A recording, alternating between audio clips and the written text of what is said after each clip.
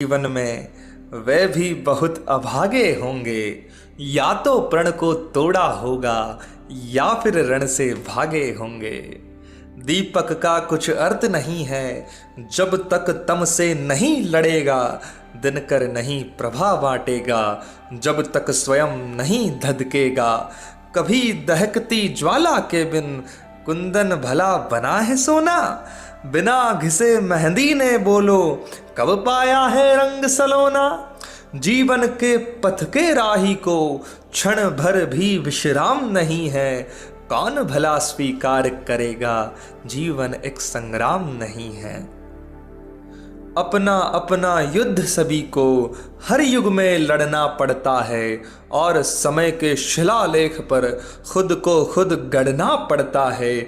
सच की खातिर हरिश्चंद्र को सकुटुंब बिक जाना पड़ता, और स्वयं काशी में जाकर अपना मोल लगाना पड़ता। दासी बन कर के भरती है पानी पटरानी पनघट में, और खड़ा सम्राट वचन के कारण काशी के मरघट में। ये अनवरत लड़ा जाता है, होता युद्ध विराम नहीं है, कौन भला स्वीकार करेगा जीवन एक संग्राम नहीं है।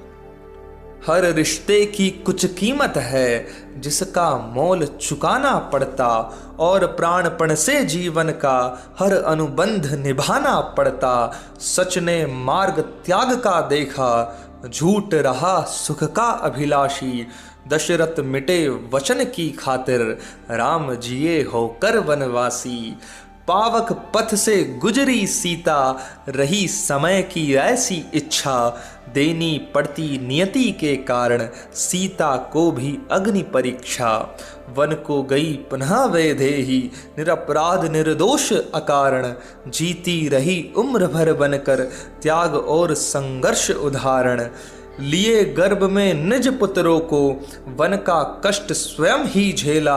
खुद के बल पर लड़ा सिया ने, जीवन का संग्राम अकेला। धनुष तोड़ कर जो लाए थे, अब संग में वो राम नहीं है, कौन भला स्वीकार करेगा जीवन एक संग्राम नहीं है। युद्ध नहीं जिनके जीवन में, वे भी बहुत अभागे होंगे, या तो प्रण को तोड़ा होगा या फिर रण से भागे होंगे।